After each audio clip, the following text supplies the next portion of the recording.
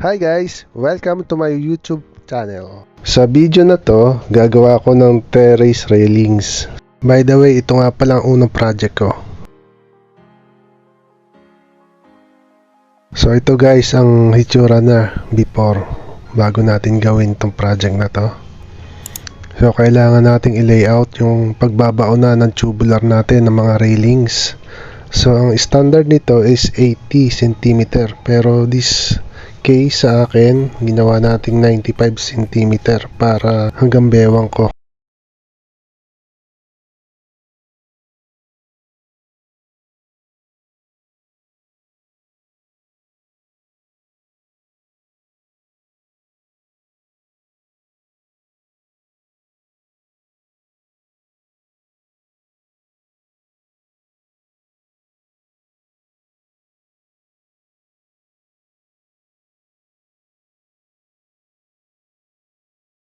Paano ko pinutol pero ang sukat nito ay 55 cm yung mga tubular na ito. So ito na yung natapos namin chipping ng mga kakabitan ng railing. Kinuha ko na rin yung sentro para bukas ay chipping din ito.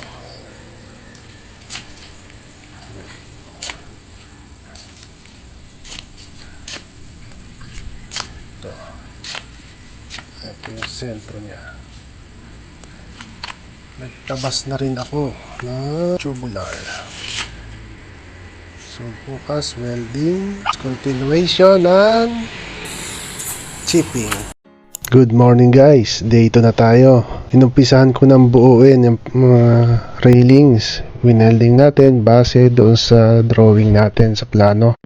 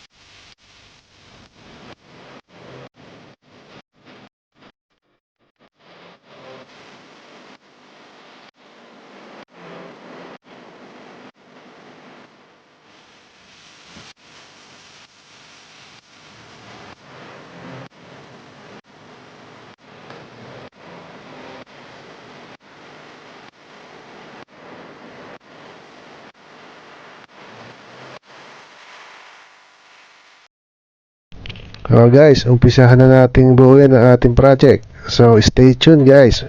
Nood lang kayo.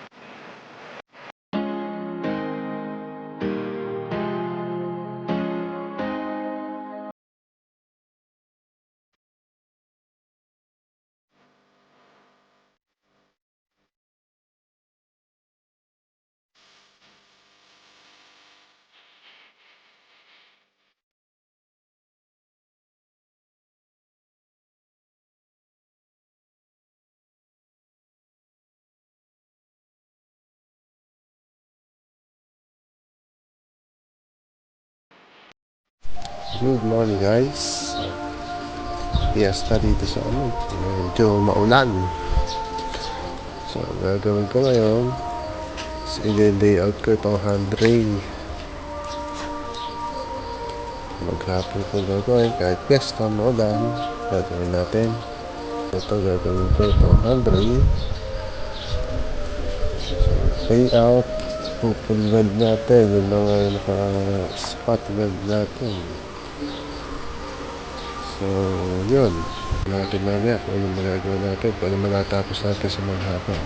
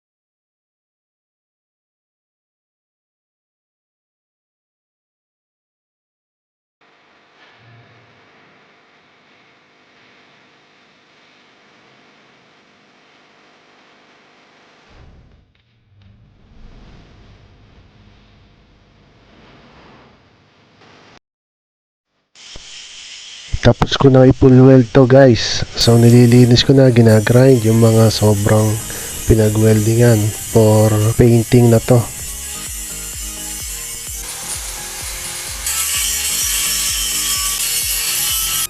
Ito na, natapos ko.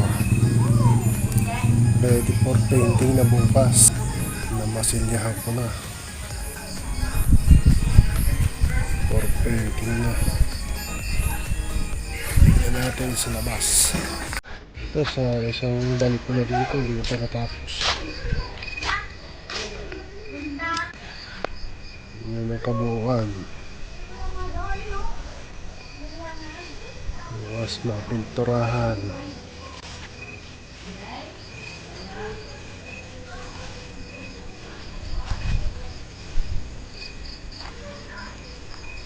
Hi Cloud. Hi Cloud. Hello Cloud. Yeah, si Cloud. Ang aso namin mabait. So bukas na lang ulit. Good morning guys. Sa araw na to, primer naman tong gagawin natin. So bali primer paint lang to dahil magkakaroon pa ng construction dito sa bahay. Sayang naman ba masira lang kung ipa-final paint ko na to.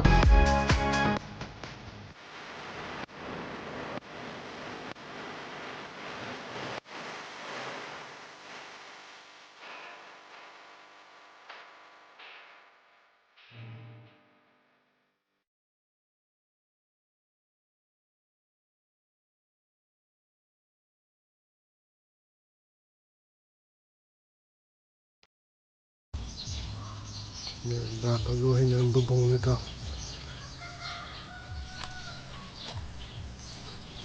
So ito na, hindi ko muna ipa-finalize dahil magkakaroon pa ng construction.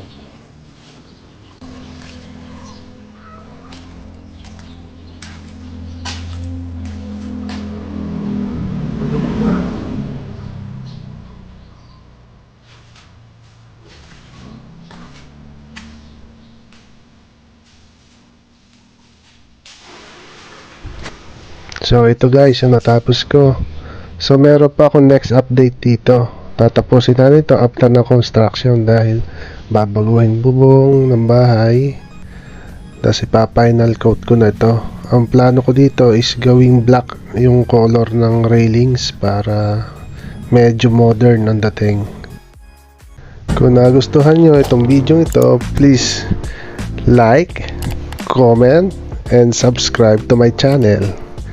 See you in my next vlog. Bye-bye!